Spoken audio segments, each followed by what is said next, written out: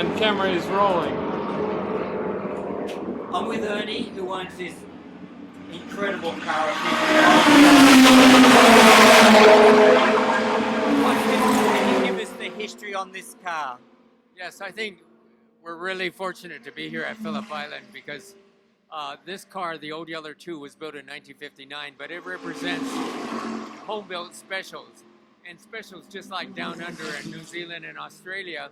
And it's people that had innovation and spirit to build their own car to compete against factory team cars.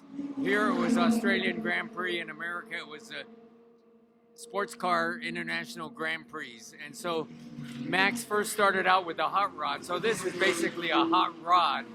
In 1953, he took a 1932 Ford Roadster with a Buick and went to Pebble Beach to race against Ferraris and Maseratis and Jaguars. And from that experience, he went to a Doretti, which was a Triumph-based sports car with a Buick motor. And then he went to the Morganson Special, which was a home-built, low CG with a Plymouth. So he took the Plymouth motor out, put a Buick in, and then in 1958, Lance Ravenlo with a Scarab.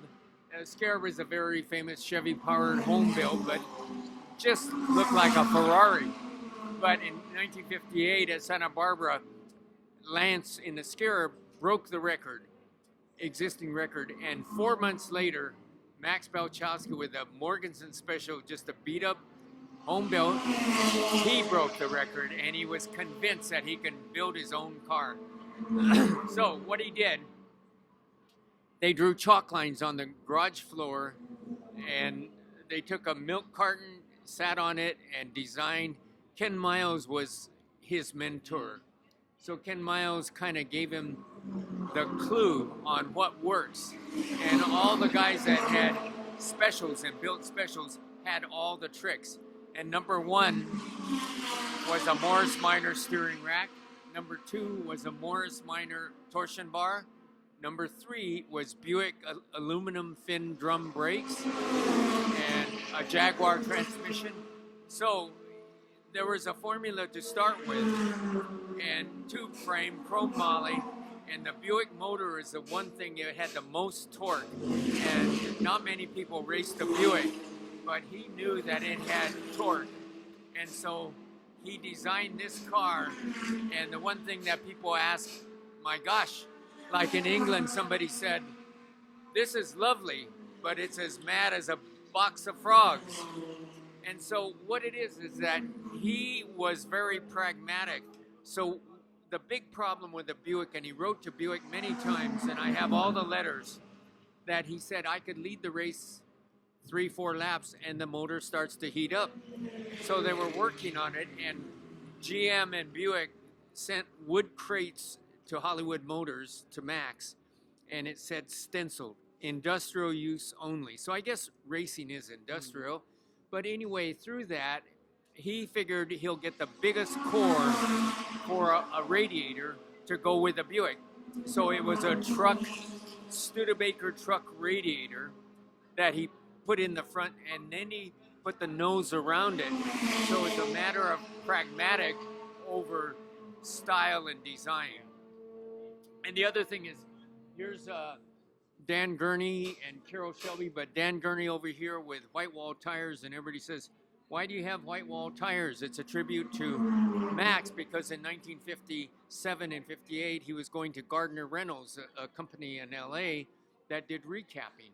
And he was the first one to use a durometer to check the softness.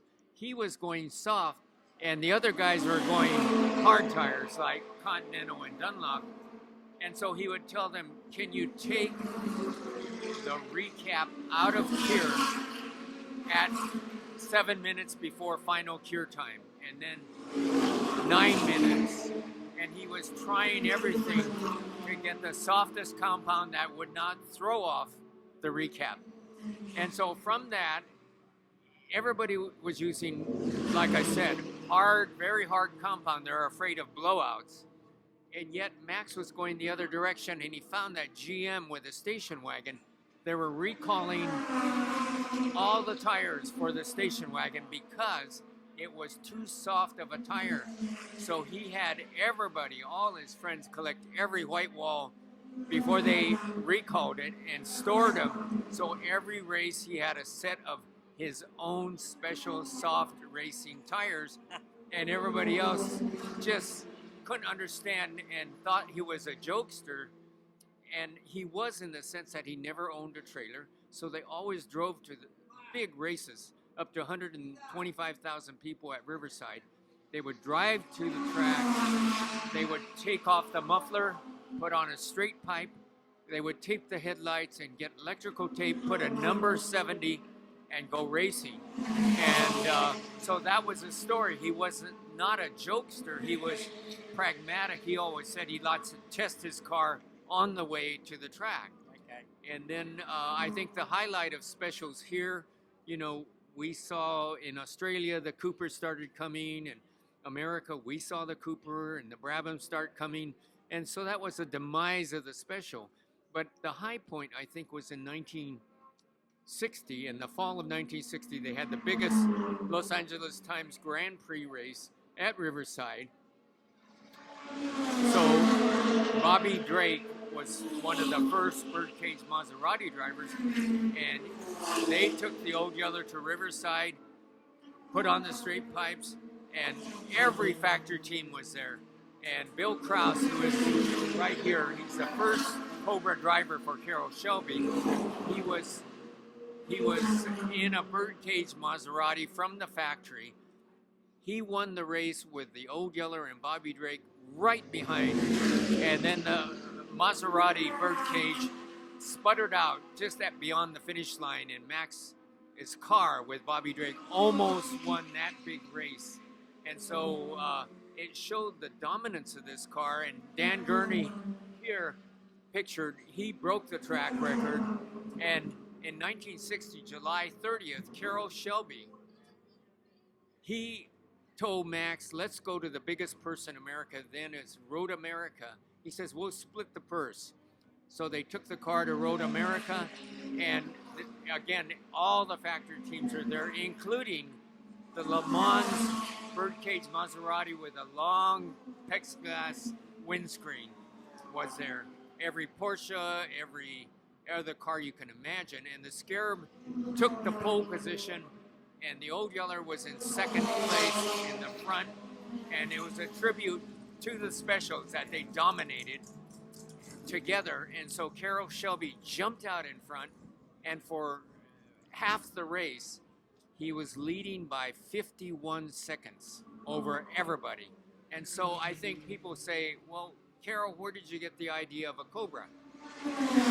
He saw that with the General Motors Detroit Iron torque and horsepower with a light chassis, maybe that's the formula. Yeah.